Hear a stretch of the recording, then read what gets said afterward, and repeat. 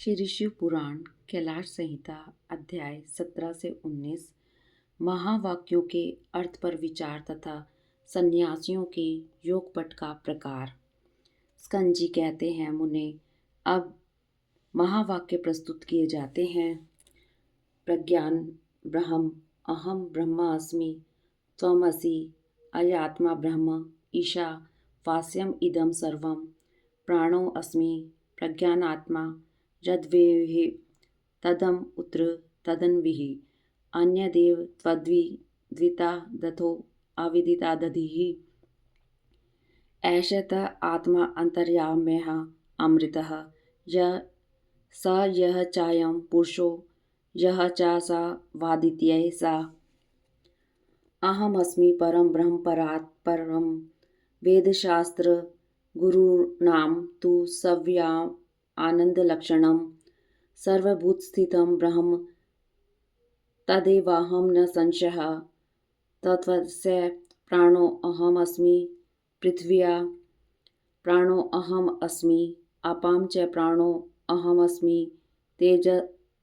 तेजसश्च प्राणो अहमस्मि, वायोश्च प्राणो अहमस्मि, आकाशस्य प्राणो अहमस्मि, त्रिगुणस्य प्राणो अहमस्मि, सर्वोऽहं सर्वात्मको संसारी, यद् उतं य च भव्यं यद् वर्तमानं सर्वात्मकता द्वद्वितीयोऽहं, सर्वं खल्विदं ब्रह्म, सर्वोऽहं विमुक्तोऽहं, यो असौ सोऽहं हंस, सोऽहम् अस्ति।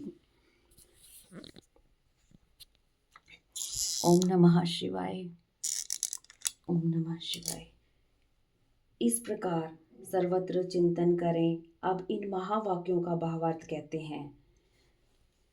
प्रज्ञानम ब्रह्म का वाक्यार्थ ब्रह्म उत्कृष्ट ज्ञान स्वरूप अथवा चैतन्य रूप है। अहम ब्रह्म अस्मि का अर्थ बताया जाता है शक्ति स्वरूप अथवा शक्ति युक्त परमेश्वर ही अहम पद के अर्थभूत है। आकार सब वर्णों का अग्रगण्य परम प्रकाश शिव रूप है। हकार व्योम स्वरूप होने के कारण उसका शक्ति रूप से वर्णन किया गया है। शिव और शक्ति के संयोग से सदा आनंद उदित होता है। मकार उसी आनंद का बोधक है। ब्रह्म शब्द से शिव शक्ति की सर्वरूपता स्पष्ट सूचित होती है।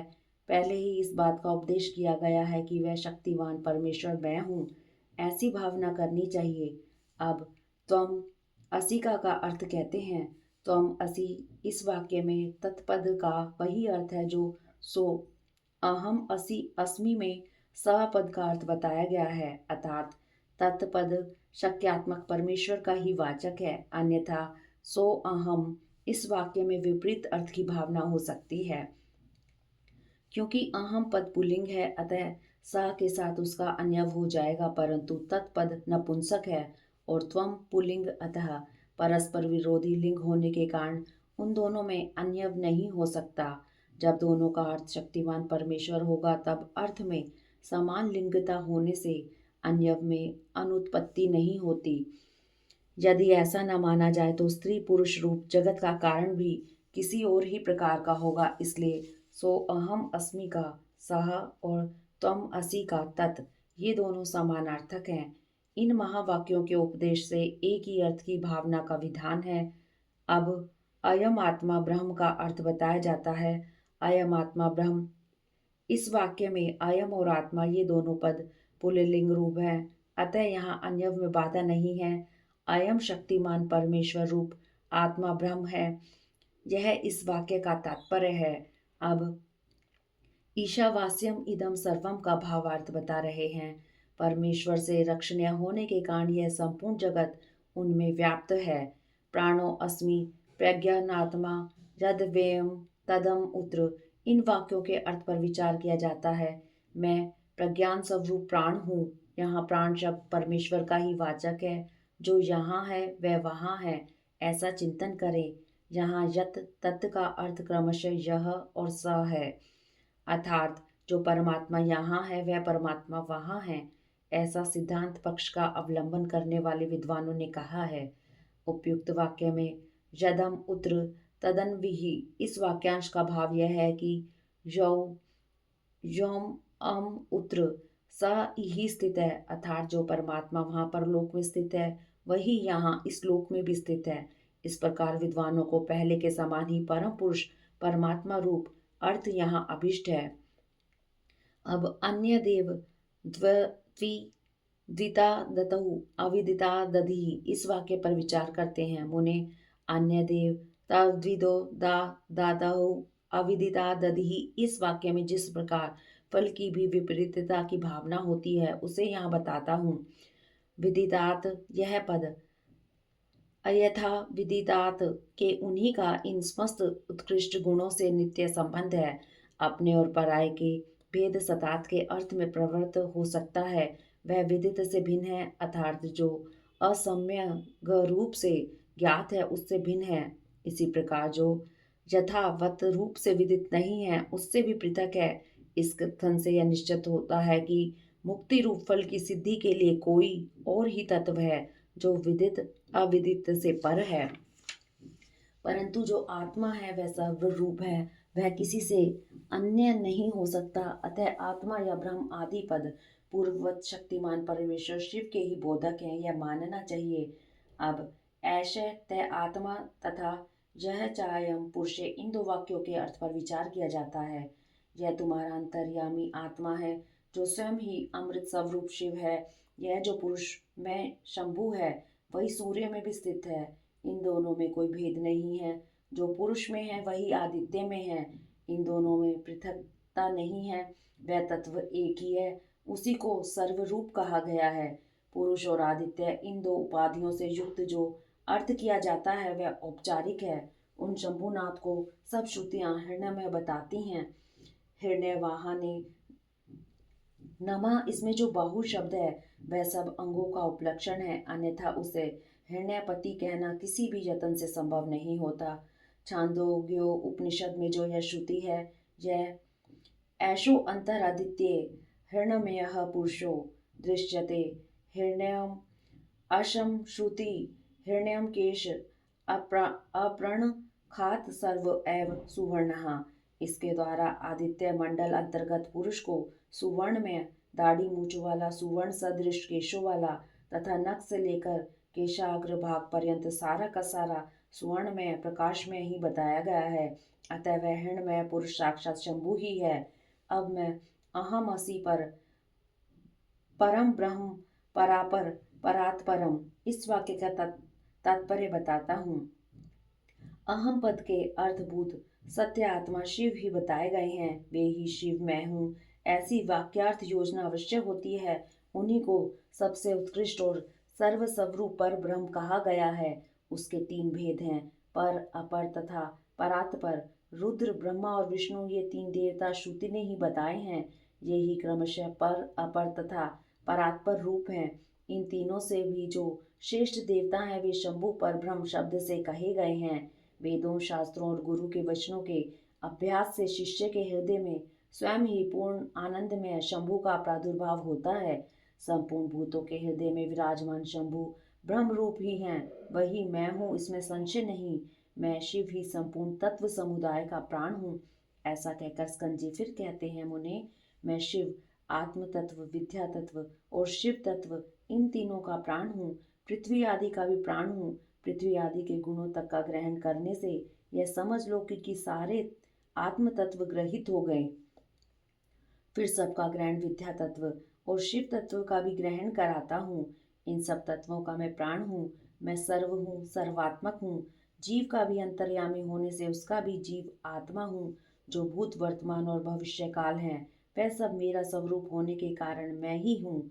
सर्वो वे रुद्रः, यह श्रुति साक्षात शिव के मुख से प्रकट हुई है। अतः शिव ही सर्वरूप हैं, क्योंकि उन्हीं का इन समस्त उत्कृष्ट गुणों से नित्य संबंध है।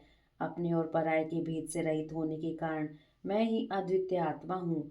सर्वम खलद्विदम वरहम, इस वाक्य का अर्थ पहले बताया जा चुका है। मैं भाव रूप होने के कारण पूर्ण हूँ। नित्य मुक्त भी मैं ही हूँ। पशु जीव मेरी कृपा से मुक्त होकर मेरे स्वरूप को प्राप्त होते हैं। जो सर्वात्मक शंभु है वही मैं हूँ। मैं शिव रूप हूँ। वामदेव, इस प्रकार संपूर्ण वाक्यों के अर्थ भगवान शिव ही बताए गए हैं। ईशावास्य उपनिषद की श्रुति के 2 वाक्यों द्वारा प्रतिपादित अर्थ साक्षात शिव की एकता का ज्ञान प्रदान करने वाला होता है। गुरु को चाहिए कि शिष्यों को इसका आदर पूर्वक उपदेश करे। गुरु को उचित है कि वे आधार सहित शंख को लेकर अस्त्र मंत्र से तथा भस्म द्वारा उसकी शुद्धि करके उसे अपने सामने चौकोर मंडल में स्थापित करे। फिर ओंकार का उच्चारण करके गंध आदि के द्वारा उस शंख की पूजा करे, उसमें वस्त्र लपेट दे और सुगंधित जल भरकर प्रणव का उच्चारण करते हुए उसका पूजन करके करे।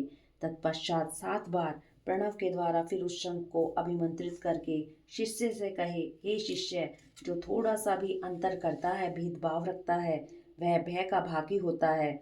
यह श्रुति का सिद्धांत बताया गया है, इसलिए तुम अपने चित्त को स्थिर करके निर्भय हो जाओ। ऐसा कहकर गुरु स्वयं महादेव जी का ध्यान करते हुए उन्हीं के रूप में शिष्य का अर्चन करे। शिष्य के आसन की पूजा करके उसमें शिव के आसन और शिव की मूर्ति की भावना करे। फिर सिर से पैर तक सधोजात आदि 5 मंत्रों का न्यास करके मस्तक, मुख और कलाओं के भेद से प्रणव की कलाओं का भी न्यास करे। शिष्य के शरीर में 38 मंत्र रूपा प्रणव की कलाओं का न्यास करके उसके मस्तक पर शिव का आह्वान करे। तत्पश्चात स्थापनी आदि मुद्राओं का प्रदर्शन करे। फिर अंग न्यास करके आसन पूर्वक षोडश उपचारों की कल्पना करे।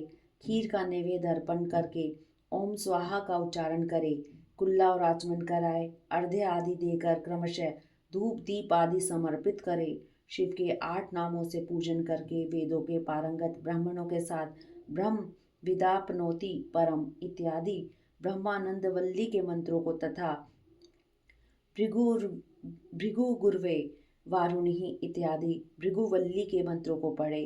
तत्पश्चात यो देवानाम प्रथम पुरस्तात से लेकर तस्य प्रकृति लीनस्य यह परः स महेश्वरः तक महानारायण उपनिषद के मंत्रों का पाठ करे। इसके बाद शिष्य के सामने कलहार आदि की बनी हुई माला लेकर खड़े हो गुरु शिव निर्मित पांचास्यिक शास्त्र के सिद्धि स्कंद का धीरे धीरे जप करे।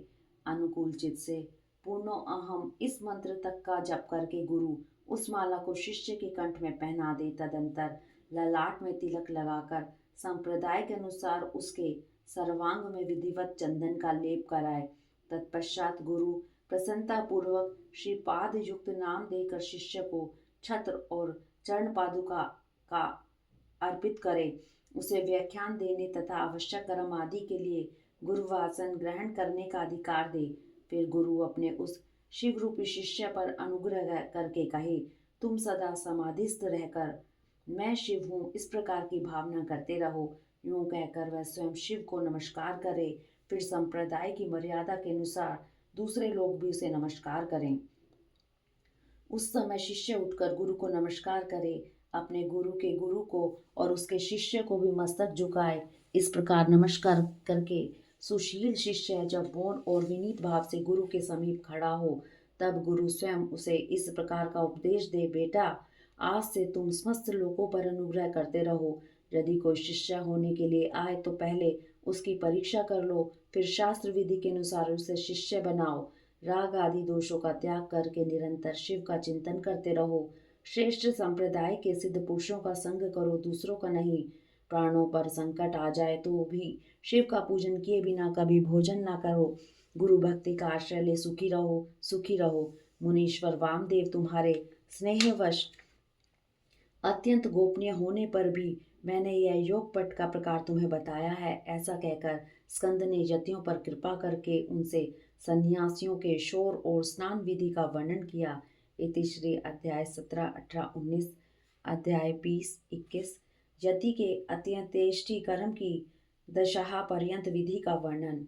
वामदेव जी बोले, जो मुक्त यति है उसके शरीर का दाह कर्म नहीं होता, मरने पर उसके शरीर को गाड़ दिया जाता है, यह मैंने सुना है। मेरे गुरु कार्तिकेय, आप प्रसन्नता पूर्वक यति के उस अत्यंतेष्टि कर्म का मुझसे वर्णन कीजिए, क्योंकि तीनों लोकों में आपके सिवा दूसरा कोई इस विषय का वर्णन करने वाला नहीं है। भगवान शंकर नंदन, जो पूर्ण बर ब्रह्म में अहम भाव का आश्रय ले देह पंजर से मुक्त हो जाए तथा जो उपासना के मार्ग से शरीर बंधन से मुक्त हो परमात्मा को प्राप्त हुए हैं, उनकी गति में क्या अंतर है यह बताइए। प्रभु, मैं आपका शिष्य हूँ, इसलिए अच्छी तरह विचार करके प्रसन्नतापूर्वक मुझसे इस विषय का वर्णन कीजिए। स्कंद ने कहा, जो कोई यति समाधिस्थ हो शिव के चिंतन पूर्वक अपने शरीर का परित्याग करता है, वह यदि महान धीर हो तो परिपूर्ण शिवरूप हो जाता है, किंतु यदि कोई अधीर होने के कारण समाधि लाभ नहीं कर पाता तो उसके लिए उपाय बताता हूँ, सावधान होकर सुनो। वेदांत शास्त्र के वाक्यों से जो ज्ञाता ज्ञान और ज्ञेय इन तीन पदार्थों का परिज्ञान होता है, उसे गुरु के मुख से सुनकर यति यम नियम आदि रूप योग का अभ्यास करें। उसे करते हुए वह भली भांति शिव के ध्यान में तत्पर रहे। मुने उसे नित्य नियम पूर्वक प्रणव के जप और अर्थव चिंतन में मन को लगाए रहना चाहिए।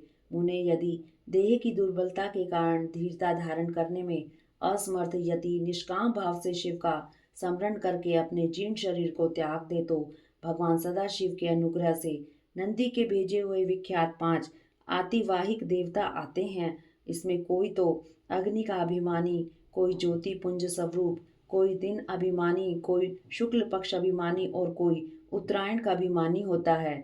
ये पांचों सब प्राणियों पर अनुग्रह करने में तत्पर रहते हैं। इसी तरह धुआं अभिमानी, तम का अभिमानी, रात्रि का अभिमानी, कृष्ण पक्ष का अभिमानी और दक्षिणायन का अभिमानी, ये सब मिलकर 5 होते हैं। ये पांचों विख्यात देवता दक्षिण मार्ग में प्रसिद्ध हैं। महामुने वामदेव, अब तुम उन सब देवताओं की वृत्ति का वर्णन सुनो। कर्म के अनुष्ठान में लगे हुए जीवों को साथ ले वे पांचों देवता उनके पुण्यवश स्वर्ग लोक को जाते हैं और वहां यथा उक्त भोगों का उपभोग करके वे जीव पुण्य क्षीण होने पर पुण्य मनुष्य लोक में आते हैं तथा पूर्ववत जन्म ग्रहण करते हैं। इनके सिवा जो उत्तर मार्ग के 5 देवता हैं, वे भूतल से लेकर उधर्व लोक तक के मार्ग को 5 भागों में विभक्त करके यति को साथ ले क्रमशः अग्नि आदि के मार्ग में होते हुए उसे सदाशिव के धाम में पहुंचाते हैं। वहां देव अधिदेव महादेव के चरणों में प्रणाम करके लोक अनुग्रह के कर्म में ही लगाए गए वे अनुग्रह आकार देवता उन सदाशिव के पीछे खड़े हो जाते हैं। रति को आया देख देव अधिदेव सदाशिव यदि वह विरक्त हो तो उसे महामंत्र के तात्पर्य का उपदेश दे गणपति के पद पर अभिषिक्त करके अपने ही समान शरीर देते हैं। इस प्रकार सर्वेश्वर सर्वनियंता भगवान शंकर उस पर अनुग्रह करते हैं, उसे अनुग्रहित करके निश्चल समाधि देते हैं। अपने प्रति दास्य भाव की फल स्वरूपता तथा सूर्य आदि के कार्य करने की शक्ति रूपा ऐसी सिद्धियां प्रदान करते हैं जो कहीं अवरुद्ध नहीं होती। साथ ही वे जगत गुरु शंकर उस यति को वह परम मुक्ति देते हैं जो ब्रह्मा जी की आयु समाप्त होने पर भी पुनरावृत्ति के चक्कर से दूर रहती है। अतः यही समष्टिमान संपूर्ण ऐश्वर्य से युक्त पद है और यही मोक्ष का राजमार्ग है, ऐसा वेदांत शास्त्र का निश्चय है। जिस समय यति मरणासन हो शरीर से शिथिल हो जाए, उस समय उस श्रेष्ठ संप्रदाय वाले दूसरे यति अनुकूलता की भावना ले उसके चारों ओर खड़े हो जाएं। वे सब वहां क्रमशः प्रणवादि वाक्यों का उपदेश दें, उनके तात्पर्य का सावधानी और प्रसन्नता के साथ सुस्पष्ट वर्णन करें तथा जब तक उनके प्राणों का लय न हो जाए तब तक निर्गुण परम ज्योति स्वरूप सदाशिव का उसे निरंतर स्मरण करते कराते रहें। सब यतियों का यह समान रूप से संस्कार क्रम बताया जाता है। सन्यासी सब कर्मों का त्याग करके भगवान शिव का आश्रय ग्रहण कर लेते हैं, इसलिए उनके शरीर का दाह संस्कार नहीं होता और उसके न होने से उनकी दुर्गति नहीं होती। सन्यासी के शरीर को दूषित करने वाला राजा का राज्य नष्ट हो जाता है। उसके गांव में रहने वाले लोग अत्यंत दुखी हो जाते हैं, इसलिए उस दोष का परिहार करने के लिए शांति का विधान बताया जाता है। उस समय नमः इरिण्याय से लेकर नमः अमिवकेभ्य तक के मंत्र का विनीत चित्त से होकर जप करें। फिर अंत में ओंकार का जप करते हुए मिट्टी से देव यजन की पूर्ति करें। मुनीश्वर, ऐसा करने से उस दोष की शांति हो जाती है। अब सन्यासी के शव के संस्कार की विधि बताते हैं। पुत्र या शिष्य आदि को चाहिए कि यति के शरीर का यथा उचित रीति से उत्तम संस्कार करे। ब्राह्मण, मैं कृपा पूर्वक संस्कार की विधि बता रहा हूँ, सावधान होकर सुनो।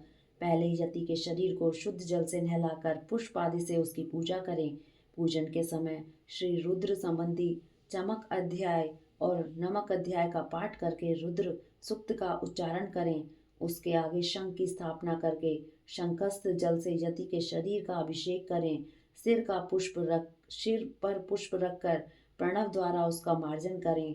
पहले की कोपीन आदि को हटाकर दूसरे नवीन कोपीन आदि धारण कराए। फिर विधि पूर्वक उसके सारे अंगों में भस्म लगाए। विधिवत त्रिपुंड लगाकर चंदन द्वारा तिलक करे।